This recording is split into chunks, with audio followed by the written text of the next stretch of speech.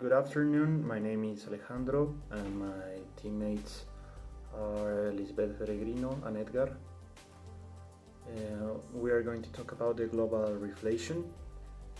Okay, so here is the chart of the 5 main economies in the world: the US, China, Japan, Germany and the UK.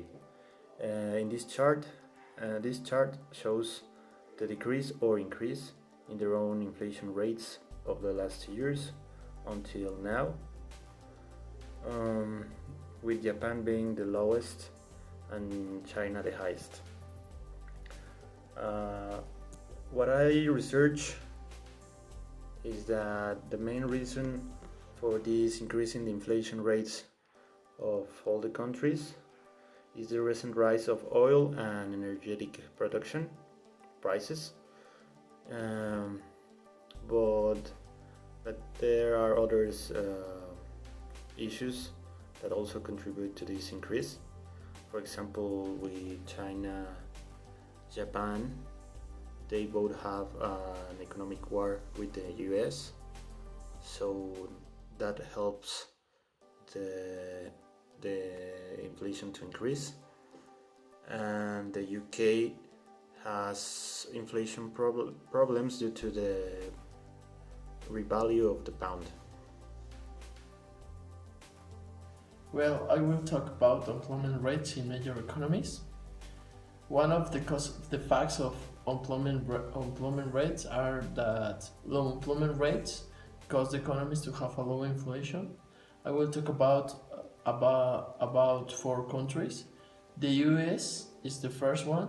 The employment rate has plugged a 17-year low, with job gains likely to remain reasonably strong. Well, that means that the US have a low rate of employment rates, and that's great for the economy. The European economies there are good indications that momentum is carrying into the first half of the year. Unemployment rates should continue to plummet, even if the permanent switch is still recovery mode. That means that in the European economies, they are like saving the economy, have like a restructure, meanwhile, the economy is growing. In Canada, they increase the full-time work. The employment has increased significantly in professional, scientific and technical services, as well as education services. That's one of the indicators that Canada is having a good economy.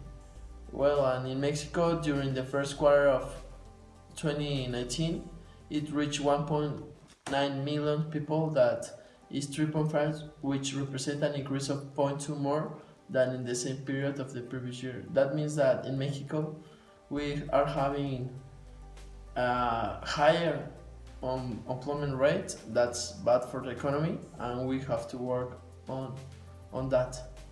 Also, I will talk about GPT rates that in the most important economies.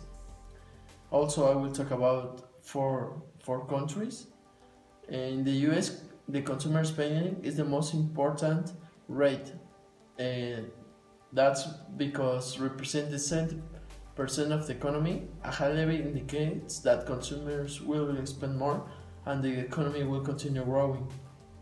In Mexico, the growth in Mexico is measured by the real GDP variation rate from year to year. That means that with this indicator, we know if Mexico is growing in economy or having a rest. European Union GDP was 15.3 billion euros in 2017, more than the half has generated by Germany, United Kingdom, and France. So that means that these 3 countries apport the higher GPT in the European Union. Canada. In Canada, the GDP figure is the first quarter of 2019 was 372 505 million euros, making the ninth economy in the quarter GPD ranking. That's all about the GPD rates in economies. These rates let us know how is growing the economy, that is a good economy or a bad economy. As we can see, thanks to the numbers and research that we made, we think that the economy is slowing down. In our research, we found that the economy is projected to rise by 2021, in a modest recovery, especially in developing countries and economies. We think that there should be policy buffers and reforms that can boost the growing.